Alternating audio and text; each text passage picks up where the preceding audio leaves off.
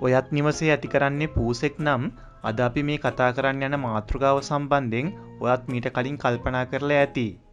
ඇයි අපි ඇති කරන පූසන් මෙතරම් වතුරට බය? ඉතින් අද අපි ඒ ප්‍රශ්නෙට උත්තරය හොයාගෙන යමු.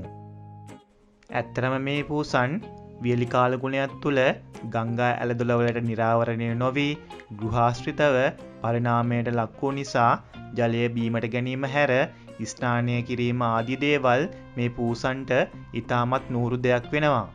බළලුන් කියන්නේ ඉතාමත් ක්‍රියාශීලී සත්ත්ව කොට්ටාශයක්. මොවුන්ට නිතරම ගොදුරු පසුපස හඹා යාමට, අනතුරකදී පලා යාමට, උස් ස්ථාන වලට නැගීමට බැසීමට අවශ්‍ය වෙනවා. ඉතින් මොවුන්ගේ ලොම් තෙත් වූ විට ඒවා වියලීමට විශාල කාලයක් ගන්නා නිසා මොවුන්ගේ ක්‍රියාශීලීභාවයට එය ලොකු බාධාවක් වෙනවා. තෙත් ලොම් නිසා ඔවුන්ගේ ශරීරයට ඉතාමත් බරක් දැනෙනවා. බල්ලන් මෙන් ශරීරයේ ගසා දමා ඇඟේ ජලය ඉවත් කර ගැනීමට එතරම් විශාල හැකියාවක් මොවුන්ට ඇත්තේ නැහැ.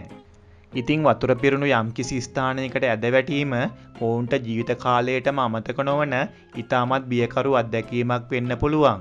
නමුත් ලෝකේ ඉන්න හැම පූසෙක්ම මෙලෙස වතුරට බියක් දක්වන්නේ නැහැ.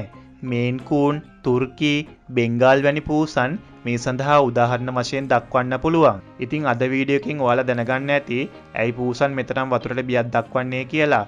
ඉතින් තවත් අලුත් වීඩියෝ එකකින් ඔයාලා හම්බ වෙන්න එනකන් ඔයාලට සුබ දවසක් කියලා ප්‍රාර්ථනා කරනවා. ඔයාලා මගේ channel එක subscribe කරලා නැත්නම් පල්ලෙහා තියෙන subscribe button එක ඔබලා මගේ channel එක subscribe කරන්න. ඒත් එක්කම තියෙන bell icon එකත් ඔබලා මං අලුත් වීඩියෝ එකක් දාපු ගමන්ම ඒක බලන්න ඔයාලට පුළුවන්. ඉතින් ඔයාලා හැමෝටම සුබ දවසක් කියලා ආයෙත් මම ප්‍රාර්ථනා කරනවා.